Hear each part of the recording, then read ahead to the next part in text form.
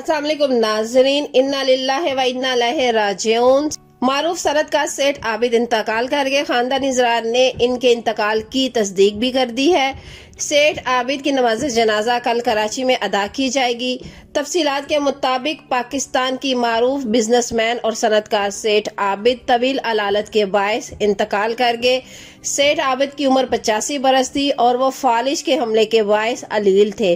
खानदानी इजरार का कहना है कि सेठ आबिद की नमाज जनाजा कल बाद नमाज असर कराची में अदा की जाएगी। सेठ आबिद की रहायशगाह स्ट्रीट नंबर 7 फेज 2 डिफेंस में वाक़या है।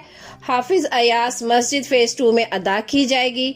सेठ आबिद का ताल्लुक कसूर से है, जबकि इनके वालिद कराची की सराफा मार्केट की बड़ी मशहूर शख्सियत थे। सेठ आबिद के किरदार के बारे में बहुत सी कियास आराइयों की बिना पर इनको पुरअसरार शख्सियत के तौर पर भी देखा जाता है।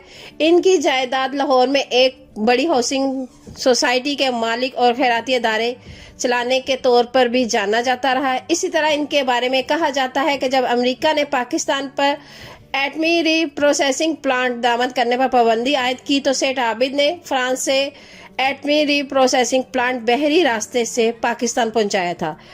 सेठ के बेटे हाफिज अयास को जब नवंबर 2006 में लाहौर में इनके मुहाफिज ने शूट कर दिया था, इस वक्त भी ये खबरों में रहे। तो नाजरीन, इस खबर को लेकर आपकी क्या राय है? अपनी कीमती राय का इज़हार नीचे कमेंट सेक्शन में जरूर करिएगा और वीडियो को लाइक करने के साथ हमारे चैनल को भी सब्सक्राइब कर दीजिएगा ताकि लेटेस्ट अपडेट्स आप लोग तक पहुंच सके। मिलते हैं किसी अच्छी नेक्स्ट वीडियो के साथ। अपना ढेर सारा ख्याल रखें। अल्लाह हाफ़िज़।